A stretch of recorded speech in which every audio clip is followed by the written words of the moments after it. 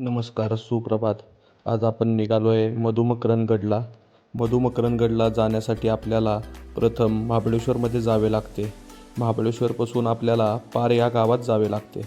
आता मी महाबळेश्वरच्या घाटातून प्रतापगडचे काहीसे दृश्य घेतले व तेथून पुढे पार या गावात आलो. पार गावात पोचलो. पार गावाचे काहीसे छायाचित्र घेऊन मी कॅमेऱ्यात कैद केले. पार गावाच्या 2-3 किमी अंतरावरतीच आपल्याला कोयना नदी पात्र लागते.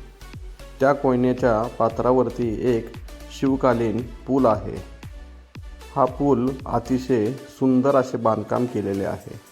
ह्या पुलाची घडवण अशा प्रकारे घडवली आहे जेणेकरून पावसाळ्यात मोठमोठे झाडे जेव्हा वाहून येतात तेव्हाही ह्या पुलावरती आदळून पाण्याच्या प्रवाहाने तुटली जातात आणि त्यानंतरनं पाण्याचा प्रवाह नीटनेटका चालावा अशा हिशोबाने हा पूल बांधण्यात आला आहे. समोरील बाजूस एक गणेशाचे मंदिर देखील आहे. मी पुलावरून चालत येऊन पुढे जाऊन गणेशाचे दर्शन घेतले. आम्ही गणेशाचे दर्शन घेतले. गणेशाचे दर्शन घेऊन आपल्याला प्रथम चतुर्बेट ह्या गावापाशी जावे लागते. चतुर्बेटपासून लगभग 1 किलोमीटर अंतरावरती घोणसपूरची कमान लागते. आम्हाला गाडी घोणसपूरच्या कमानीपाशीच लावावी लागली. 4 व्हील ड्राईव्ह किंवा जीप, थार अशा गाड्या किंवा 2 व्हीलर असल्यास आपल्याला घोणसपूरपर्यंत जाता येते. आमच्याकडे स्विफ्ट असल्याने स्विफ्टची टायरे फिरल्यामुळे आम्ही कमानीपाशीच गाडी लावली. तेथून चालत चालत आम्ही प्रवास सुरू केला. साधारणतः 3.5 ते 4 किलोमीटर अंतर आम्हाला चालत पार करायचे होते. काही रस्त्याने तर काही डोंगर वाट्यांनी आम्ही प्रवास करत पुढे चालत निघालो. जेवढे सोपे वाटले तेवढे काही सोपे नव्हते. खूप चालत दम लागला. आम्ही गावाजवळ आलो. घोणसपूरपाशी येऊन जरा दम खाल्ला व आजींना आम्ही जाण्याची वाट विचारू लागलो. आजी आम्हाला पुढचा जाण्याचा मार्ग सांगू लागल्या. आम्ही काही अंतर पुढे पोचताच आम्हाला तिथे पुजारी भेटले. तुम्ही किती वर्ष झालं राहता इथं? राहतोय तर आता झाली की बरीच वर्ष झाली. अगदी 100 वर्ष जवळजवळ. साधारण म्हणजे दुसरी पिढी आहे इथं. हो, दुसरी पिढी आहे. आता हे गावाचं नाव घोणसपूर. घोणसपूर आणि वरती जो डोंगर आहे तो वरती डोंगर मकरंदगड, मधुमकरंद. मधुमकरंद. आता मधुमकरंदगड दोन्ही वेगवेगळे काय एकच? नाही, एक वेगळे वेगळे. दोन्ही पुढे आहे ना वेगवेगळे. तो मधु. बरं हा मधु, तो मकरंदगड. बरं. आणि हा अलीकडचा आहे तो मधु आणि पलीकडे मकरंदगड. मकरंदगड आणि तो पलीकडे आहे तो मधुगड. हा. बरं. आता जायला रस्ता त्याला हाच. हाच रस्ता आता मकरंदगडावरती गेला आणि तिथून जर पलीकडे जायचं मधुला जर म्हणलं तर रस्ता आहे. आहे ना. दोन्ही खाली गावाला जातं. तिथून खाली मंदिरात गेलं, मंदिरातनं खाली उतरून आलं आणि मग इकडून रस्ता द्यायला तिकडे सोपा आहे रस्ता. बरं. पण वरती चढता येत नाही तिकडे. भराव म्हणजे पावसामुळे वगैरे पण हा, वाहून गेलं. गवत वगैरे असतं. बरं. आता आम्हाला एक सांगा, इथे यात्रा वगैरे कधी भरते इथली गावची? यात्रा महाशिवरात्र असते. महाशिवरात्रीवरती महादेवांचं मंदिर. हो, यात्रा तेव्हाच भरते. पुजाऱ्यांना माहिती विचारून आम्ही पुढच्या प्रवासाला चालू केले. आम्ही एवढा 2 जणांना रोड विचारून सुद्धा आम्ही पुढे जाऊन रोड चुकलोच. पण रोड चुकल्याचा आम्हाला फायदा झाला. समोरून येणारे 2 व्यक्ती आम्हाला पाठीमागे चला असा आदेश करत होते. काय का हे काय ह्याचा काय वापर करतात? कसं कसं करतात सांगा. ह्याचा वापर कसा करतात? मग साधारण ते पेटी पण दाखवली आणि काही ते पेटीवर जवळ काय का काही वेळा रस्त्या चुकलेल्याचा फायदा इतका चांगला होईल याची आज आम्हाला जाणीव झाली. येथे थांबून आम्ही सर्वांनी मध खाण्याचा आस्वाद घेतला. मध अतिशय गोड व एकदम ओरिजिनल प्युअर मध होते. बाबांनी आम्हाला नंबर देखील दिला. येताना गावात येऊन भेटा.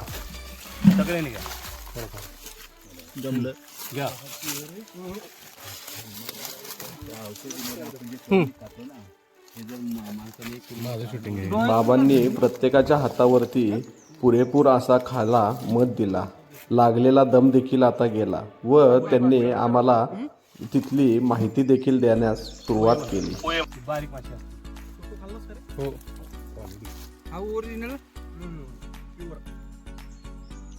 नीटनेटकी माहिती सांगा. हे मधुसागर म्हणजे काय आहे? आता आम्हाला खाली घ्यायचं म्हणलं. लवकर पर्वत पिळायला पाहिजे ती. आणि लेट कर. आणि हे असं वरती हे इथे हे करता ना तुम्ही?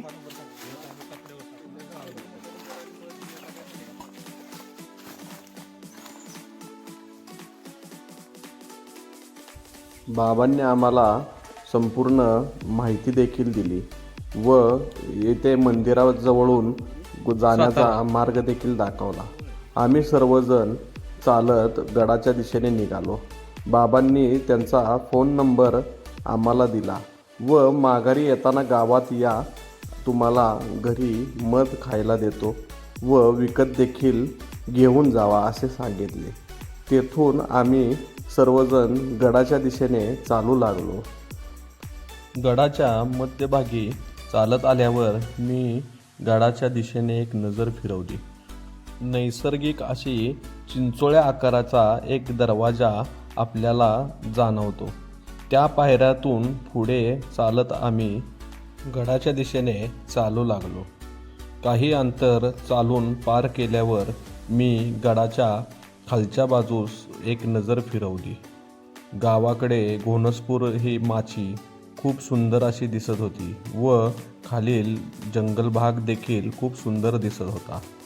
काही अंतर पुढे आल्यावर आपल्याला गडावरती जाण्याच्या पायऱ्या दिसतात.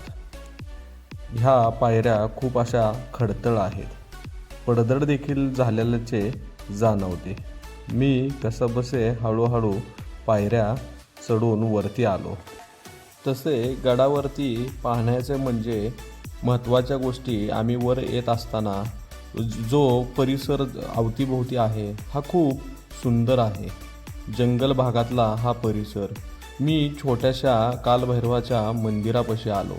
येथून एक डाव्या बाजूची वाट ही गडावरती जाण्याची आहे व उजव्या बाजूने आपल्याला पाण्याच्या टाक्याकडे जाता येते.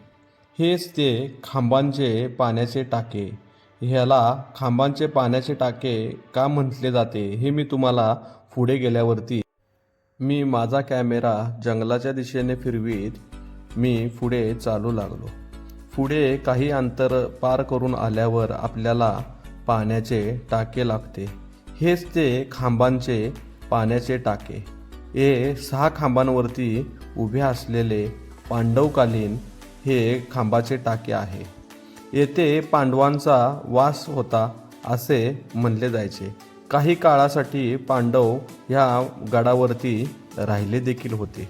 गडावरचे शिवलिंग हे पांडवकालीन आहे असे मानले जाते व हे टाके देखील तेव्हाच बांधलेले आहे. ह्या टाक्यातले पाणी खूप थंडगार आहे. आम्ही पाण्याने तोंड वगैरे धुवून थोडा वेळ टाक्यापाशी बसून तेथून काही फोटो काढून मी गडाच्या दिशेने निघालो. गडाच्या ह्या टाक्यापासून जाण्याचा जो मार्ग आहे हा खूपच खडतळीचा मार्ग आहे व बऱ्यापैकी खडी चढाई असल्याने आपल्याला येथून थोडे सावधगिरीने वरती जावयास लागते.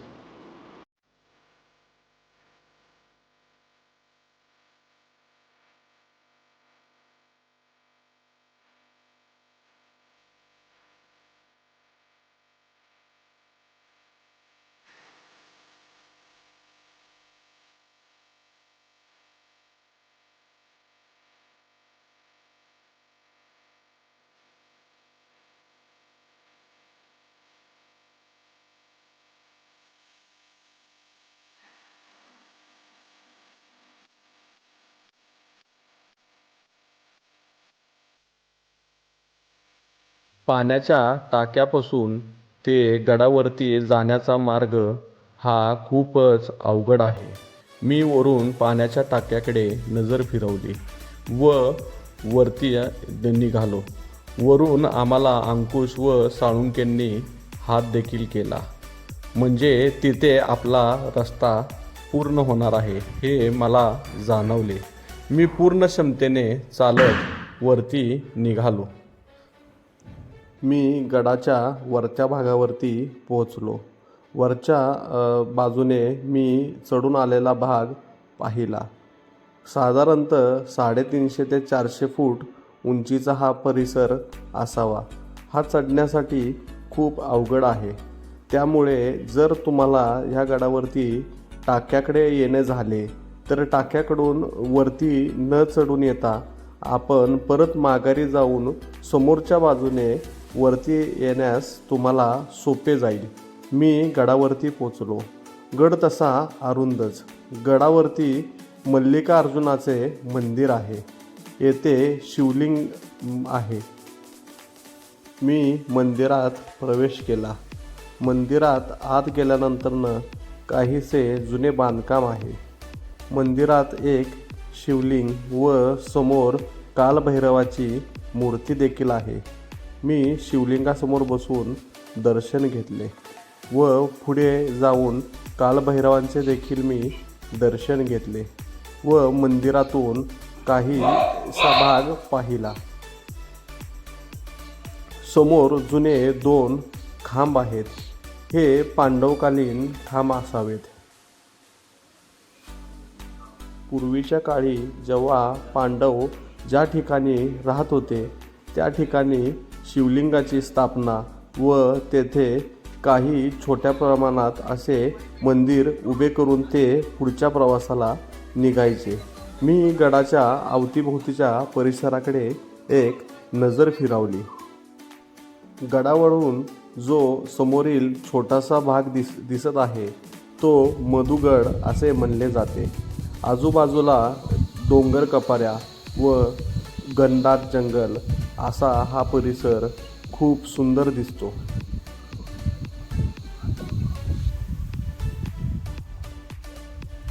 मी अवतीभोवतीच्या परिसराचे छायाचित्र घेऊन आमचा एक मंदिरात फोटो काढला व फोटो काढून आम्ही परतीच्या प्रवासाला चालू केले.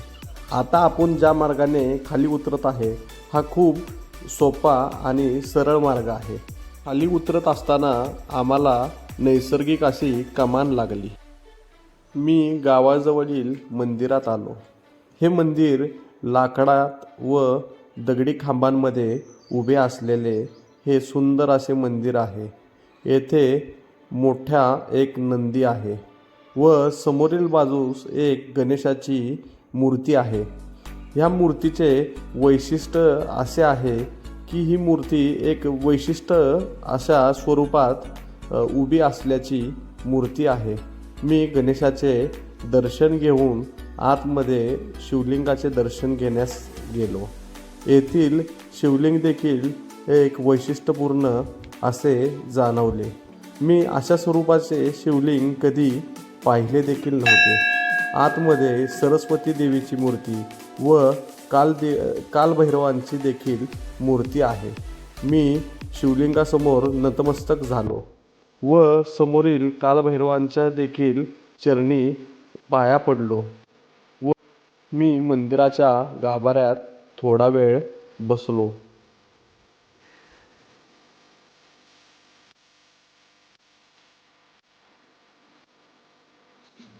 मी शिवलिंगाकडे पाहत बाकी गाभाऱ्याच्या दिशेने पाहत होतो.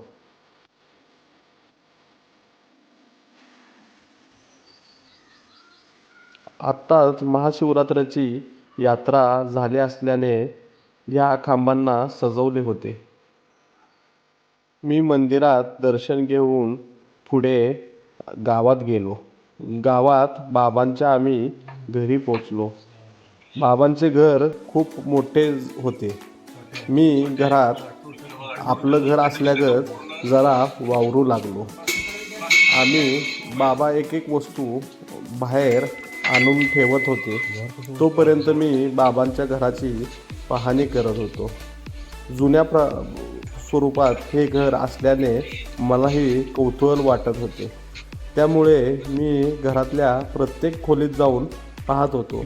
तोपर्यंत बाबांनी मधाची किटली घेऊन आले व मध गाळण्यासाठी गाळण व काहीसे भांडी देखील घेऊन आले. तोपर्यंत मी त्यांच्या घरात प्रत्येक खोलीत जाऊन पाहत होतो. गावाकडची घरं ही खूप सुंदर असतात.